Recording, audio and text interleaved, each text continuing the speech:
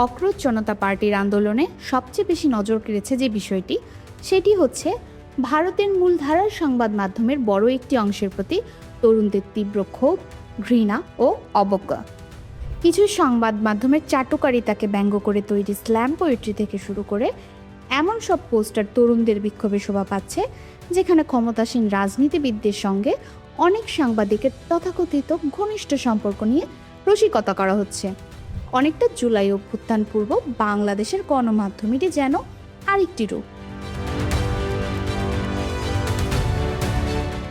বিক্ষোভের কেন্দ্রস্থল যন্তর মন্তর সহ বিভিন্ন এলাকায় নির্দিষ্ট কিছু সংবাদ মাধ্যমের কর্মীদের প্রতি আন্দোলনকারীদের তীব্র প্রতিক্রিয়া দেখা গেছে।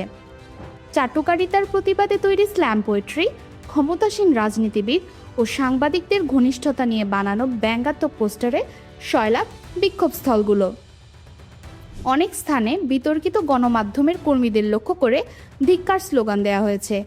এমনকি ক্ষেত্রবিশেষে আন্দোলনস্থল থেকে তাদের সরিয়ে দেওয়ার ঘটনাও ঘটেছে।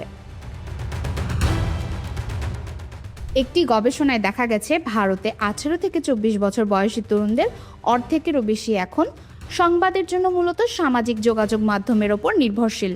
কিশোর ও তরুণ প্রজন্ম মূলত সোশ্যাল ফার্স্ট মনোভাবাপন্ন, যাদের খবর জানা, শেয়ার করা ও মত গঠনের মূল প্ল্যাটফর্ম ইনস্টাগ্রাম বা ইউটিউবের মতো মাধ্যমগুলো। বিশেষজ্ঞদের মতে আগের প্রজন্মের মতো টেলিভিশন বা তথাকথিত তারকা অ্যাঙ্কারদের প্রতি নতুন প্রজন্মের কোনো অন্ধভক্তি নেই। অন্যদিকে রাজপথের তীব্র ক্ষোভকে সংক্ষিপ্ত ও প্রভাবশালী ভিডিও, মিম ও ধারালো বার্তার মাধ্যমে সামাজিক যোগাযোগ মাধ্যমে ছড়িয়ে দেওয়া হচ্ছে। এছাড়াও ডিজিটাল মাধ্যমে অভ্যস্ত তরুণরা এই প্ল্যাটফর্মগুলোর কার্যকর ব্যবহার খুব ভালো করেই বোঝে, যা দিয়ে তারা মূলধারার গদি মিডিয়ার অপসাংবাদিকতাকে নিমেষেই বয়কট ও নাকচ করে দিচ্ছে। জনগণ থেকে মূলধারার গণমাধ্যমের এই বিচ্যুতির পেছনে দীর্ঘদিনের তোষামোদের নীতিকেই দায়ী করছেন বিশ্লেষকরা। সমালোচকদের মতে বেকারত্ব, লাগামহীন মূল্যবৃদ্ধি কিংবা সামাজিক ও ধর্মীয় সংঘাতের মতো জনগুরুত্বপূর্ণ ইস্যুগুলোকে আড়াল করে এসব গণমাধ্যম বিভ্রান্তিকর বিষয় সামনে নিয়ে আসে। তাদের টকশো বা সংবাদ বিশ্লেষণে গঠনমূলক আলোচনার পরিবর্তে সরকারের একতরফা এজেন্ডা বাস্তবায়নের চেষ্টা চলে।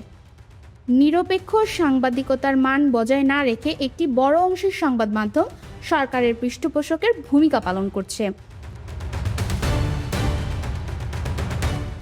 ভারতের এই পরিস্থিতিকে 2024 সালের জুলাইয়ের বাংলাদেশের গণ অভ্যুত্থান পূর্ববর্তী গণমাধ্যমের ভূমিকার সঙ্গে তুলনা করছেন রাজনৈতিক বিশ্লেষকরা। বাংলাদেশেও আন্দোলনের সময় বেশ কিছু প্রভাবশালী গণমাধ্যম সরকারের তোষামোদি করে বাস্তব চিত্র আড়াল করেছিল, যা পরবর্তীতে শেখ হাসিনা সরকারের পতনের অন্যতম অনুঘটক হিসেবে চিহ্নিত হয়। তবে পর্যবেক্ষকদের একাংশের মতে ভারতে গদি মিডিয়ার তোষামোদি ও পক্ষপাতিত্বের মাত্রা বাংলাদেশের অতীত অভিজ্ঞতাকেও ছাড়িয়ে গেছে। এমত অবস্থায় বাংলাদেশের জুলাই অভ্যুত্থানে গণমাধ্যমের পরিণতি থেকে ভারতীয় মূলধারার সংবাদ মাধ্যমগুলো কতটুকু শিক্ষা নেয় এবং নিজের বিশ্বাসযোগ্যতা পুনরুদ্ধারে কী পদক্ষেপ নেয়, এখন সেটাই দেখার বিষয়।